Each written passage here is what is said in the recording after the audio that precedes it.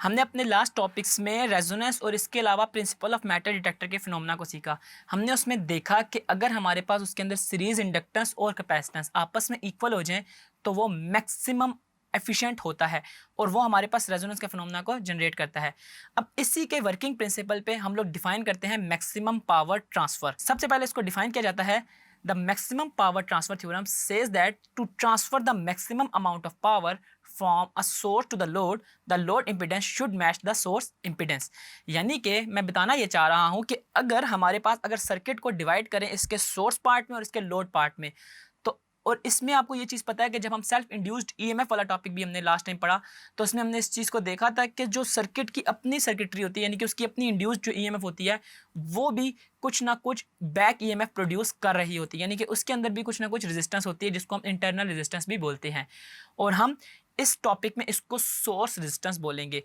और अगर हमारे सर्किटरी को कंप्लीटली तौर पे हम देखें तो अगर हमारा जो सोर्स की इंपिडेंस से मुराद है मेरे पास total net reactance plus resistance, कि जिसमें हमारे पास रिएक्टेंसेस और रेजिस्टेंसेस मिलती हैं तो हमारे पास इंपिडेंस मिलती है। यानी कि हमारे पास जो सोर्स की इंपिडेंस है वो हमारे साथ लोड की इंपिडेंस के साथ अगर मैच कर जाए, यानी कि वो हमारे पास सोर्स और लोड की इंपिडेंसेस आपस में मैच कर जाएं तो हमारे पास जो सर्किट है वो मैक्सिमम पावर को ट्रांसफर करेगा।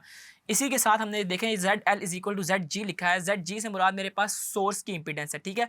अब और ZL से मुराद मेरे पास लोड की इंपीडेंस है। आप सर्किटरी को देख सकते हैं जिसमें हमारे पास सोर्स जो है वो AC सोर्स भी हो सकता है और DC सोर्स भी हो सकता है। AC सोर्स में हमारे पास AC वोल्टेज जनरेट होंगे, यानी कि हमारे पास एक पीक आएगी फिर उसके बाद नेगेटिव पीक आएगी, जबकि DC सोर्स में हमारे पास यूनिडायरेक्शनल करंट आ रहा होता है। लेकिन इसका जो होल कॉन्सेप्ट है वो बस यही है कि हमारे पास जो सोर्स इंपीडेंस और लोड इंपीडेंस को आपस में आपने इक्वल करना है।